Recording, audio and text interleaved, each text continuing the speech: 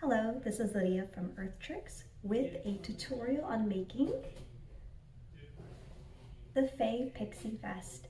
This video will go over techniques for stitching, such as surface stitching, bobble stitches, and the general construction of this vest, including attaching the hood and creating the separate panels.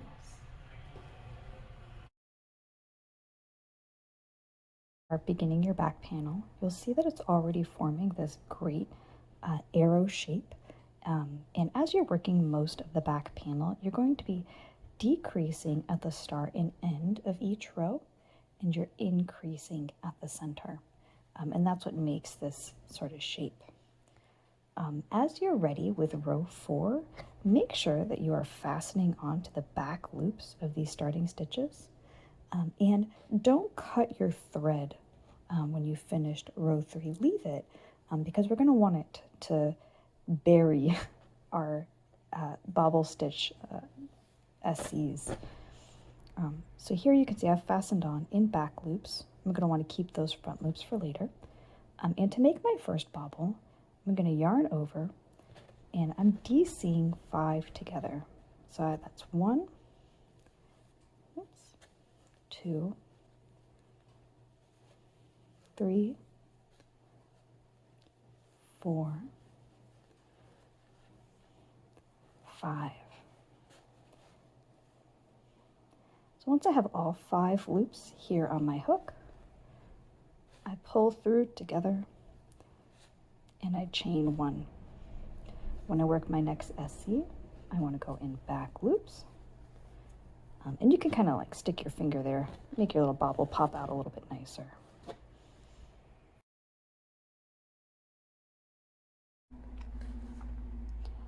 With your bobble stitches done, you are going to pick up the color that you did not fasten off for row 3. You're going to chain 3, and as you turn your work, you are going to be working DCs into these front loops so that you can hide these little joining SCs in the front.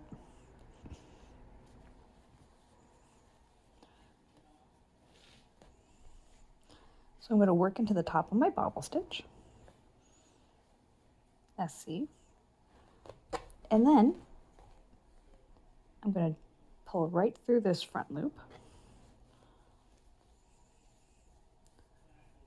You do that again.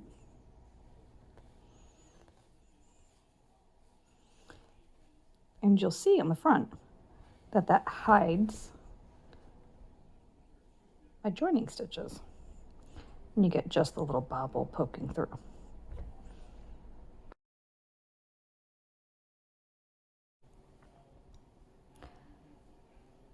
So for row 10, we are going to be working spike stitches into the 2 rows of HDCs that you just worked in 8 and 9. So you're starting the row by doing a couple single crochets in back loops, and when you're ready to start your spike stitch, our first spike stitch is going to go 1 row down, and it's just like working a regular SC, except you're going to go through the holes in 1 row down, then you're going to go through the holes in 2 rows down, and then 1 row down again.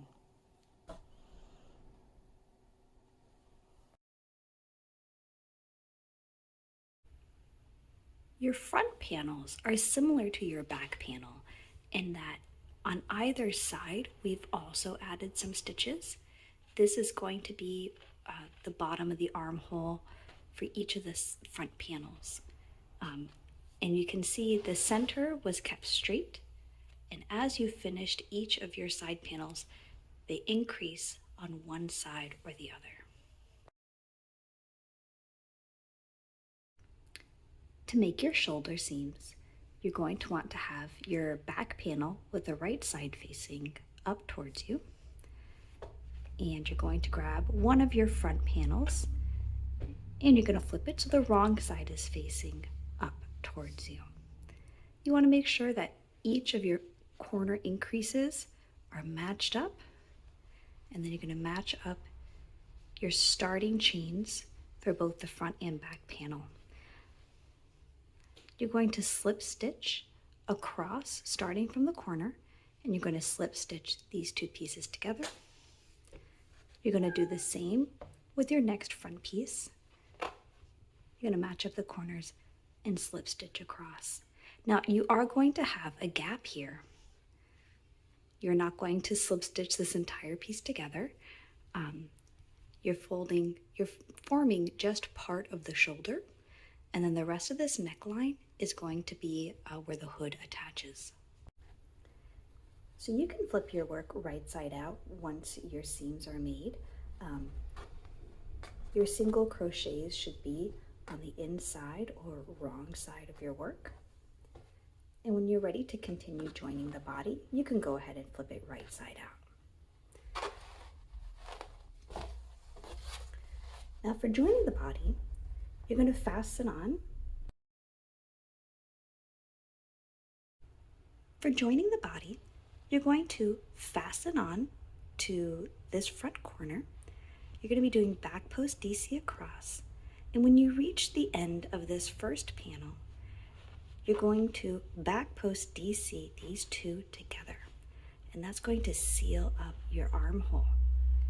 And then you just continue around.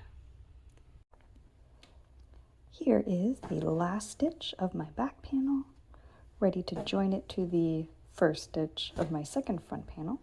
I'm going to repeat what I did before. Here is the first half of my back post DC2 together. Here's my second half, and I join them. And there we go. We've completed 2 armholes. As you're working the body now, you will be doing decreases here, just under the armhole, and you're going to be doing increases here at this point.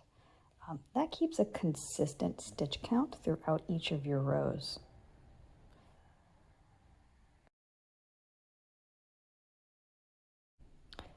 Surface stitching is really just slip stitching through the fabric that you've crocheted. So to begin, you actually fasten on behind your work, and you push your hook through gaps in your crocheted fabric, and you pull the yarn through. It's just a simple slip stitch, and you can kind of draw with your stitches.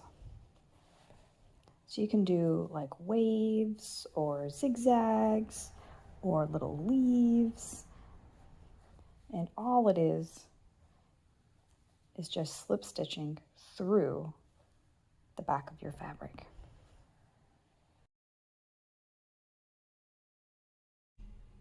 Once you have completed the hood, you can actually choose to slip stitch along this side or this side.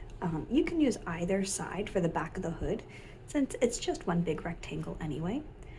And before you slip stitch, you're going to want to turn it inside out. There we go. Because you want your seam to be on the inside of your hood. So whichever side you choose to be your back, just select that side, and you're just going to slip stitch up the side to close the seam.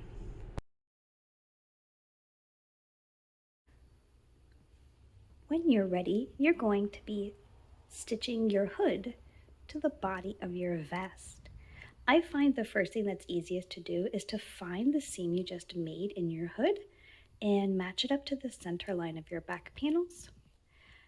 And then you can just pick a corner and you're going to slip stitch them together.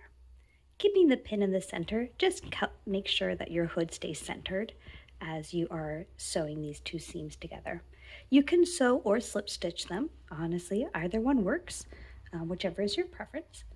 And just make sure that you are doing wrong sides out so that your seam is on the inside of your garment. If you're choosing to install eyelets, they're actually really simple to install. They are 2 pieces, one with a longer end and one that's flat. And all you have to do is just slide this ring into the holes that you created in your trim. You snap the two pieces together, and then depending on what kind of kit you buy, it's either you hammer them together, or you might get yourself a nice press like this, and you really just squeeze these two pieces of metal together, and that's it. Now you have a nice eyelet in your crochet piece.